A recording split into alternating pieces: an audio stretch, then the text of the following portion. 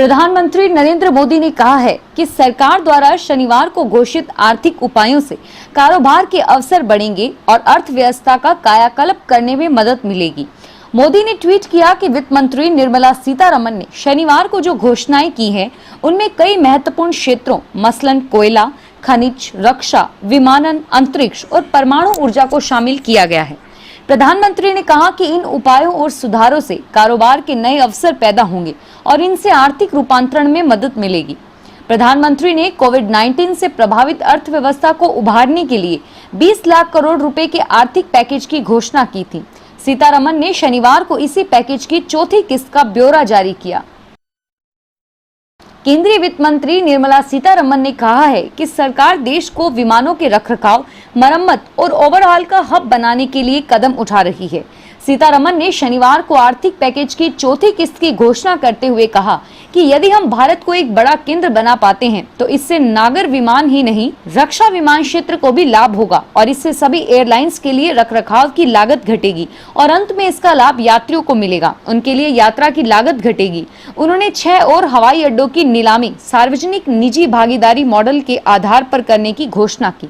वित्त मंत्री ने कहा कि भारतीय हवाई क्षेत्र के बेहतर इस्तेमाल के लिए ये कदम उठाए जा रहे हैं। राजस्थान के मुख्यमंत्री अशोक गहलोत ने अधिकारियों को निर्देश दिए हैं कि कोविड-19 महामारी के कारण पैदा हुई स्थितियों को देखते हुए प्रदेश में ऑनलाइन लेबर एम्प्लॉयमेंट एक्सचेंज बनाया जाए ताकि लॉकडाउन के कारण संकट का सामना कर रहे श्रमिकों को उनके कौशल के अनुरूप रोजगार मिल सके, उद्योगों को उनकी जरूरतों के मुताबिक श्रमिक उपलब्ध हो सके। उन्होंने कहा कि प्रदेश में आने वाले एवं जाने वाले श्रमिकों तथा स्वनिर्माण श्रमिकों की ऑनलाइन मैपिंग की जाए। गहलोत शनिवार को मुख्यमंत्री निवास पर वीडियो कॉन्फ्रेंस के माध्यम से श्रम विभाग की समीक्षा कर रहे थे। उन्होंने कहा कि आपदा के इस दौर में श्रमिकों को संबल देना हमारा दायित्व है और इसे लेकर राज्य सरकार चिंतित है। बूंदी जिले के केशवराय पाटन में एक सड़क हादसे में एक व्यक्ति की मौत हो गई और एक अन्य घायल हो गया। पुलिस के अनुसार यह हादसा कोटा दौसा मेगा हाईवे पर उस समय हुआ जब एक बाइक को दूसरी बाइक ने टक्कर मार दी। घायल युवक को राजकीय सामुदायिक चिकित्सालय में भर्ती करवाया गया है। राजस्थान के मुख्यमंत्री अशोक गहलोत ने बैठक में प्रवासी राजस्थानी श्रमिकों के कल्याण के लिए बजट में घोषित प्रवासी राजस्थानी श्रमिक कल्याण कोष के गठन को भी मंजूरी प्रदान की है। उन्होंने कहा कि इस कल्याण कोष के माध्यम से प्रवासी राजस्थानी श्रमिकों को उनकी जरूरत के अनुरूप आवश्यक मदद प्रदान की जाए। राज्य में शनिवार को 177 नए पॉजिटिव केस सामने आए और इनमें से जयपुर में ही जिला जेल के 116 कैदियों समेत 122 मरीज मिले हैं। प्रदेश में डूंगरपुर में 21, उदयपुर में 9, जोधपुर और भीलवाड़ा में 6, अजमेर में 4, सिरोही में 2, चित्तौड़गढ़, बाड़मेर, पाली, सीकर, कोटा, झुंझुनू और भरतपुर में एक संक्रमित व्यक्ति मिला है और इसके बाद राज्य में कोरोना संक्रमितों का कुल आंकड़ा 4,924 पर पहुंच गया है। पिछले 24 घंटे में राज्य में किसी संक्रमित की मौत नहीं हुई है। मुख्यमंत्री गहलोत ने कहा कि लॉकडाउन के कारण उद्योग जगत का पूरा परिदृश्य बदल गया है और साथ ही श्रमिकों के नियोजन की एक बड़ी चुनौती हमारे सामने है। ऐसे में समय की जरूरत के अनुसार श्रम कानूनों में परिवर्तन और सुधार की आवश्यकता है। उन्होंने वर्तमान परिस्थितियों के अनुरूप श्रमिकों के हित में श्रम कानूनों में यथासंभव सुधार करने पर जोर दिया।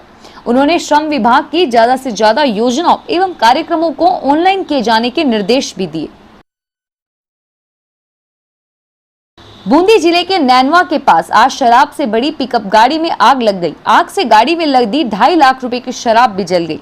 पुलिस के अनुसार गाड़ी में बियर की 162 पेटियां भरी हुई थी और जब गाड़ी NH 148 दियाली के पास से गुजर रही थी तो अचानक उसमें आग लग गई और आग पर काबू पा लिया गया। जोधपुर जिले में सड़क दुर्घटना में 2 युवकों की मौत हो गई। पुलिस के अनुसार ये युवक दवा लेने के लिए जोधपुर आए थे। आसोप के पास डोड़ीवाल गांव से ये दोनों किसी अज्ञात वाहन की चपेट में आ गए जिससे उनकी घटनास्थल पर ही मौत हो गई। राजस्थान के शासन सचिव श्रम नीरज के पवन ने बताया कि अब तक करीब 6 लाख श्रमिक राजस्थान आ चुके हैं और करीब 1,35,000 श्रमिक राजस्थान से जा चुके हैं। श्रम विभाग इनका डेटाबेस तैयार करवा रहा है। उन्होंने कहा कि श्रमिकों की मैपिंग का कार्य पूरा होने के बाद राज्य आजीविका विकास निगम के माध्यम से इनका कौशल विकास करवाया जाएगा। भीलवाड़ा जिले में 7 दिन के बाद आज 6 कोरोना पॉजिटिव मरीज एक साथ सामने आए और इससे भीलवाड़ा में कोरोना मरीजों की संख्या बढ़कर 49 हो गई है।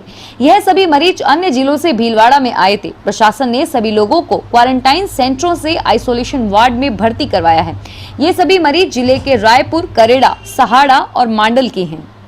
सब्सक्राइब कीजिए हमारे चैनल एसपीटी न्यूज को और प्रेस कीजिए बेल आइकन पर।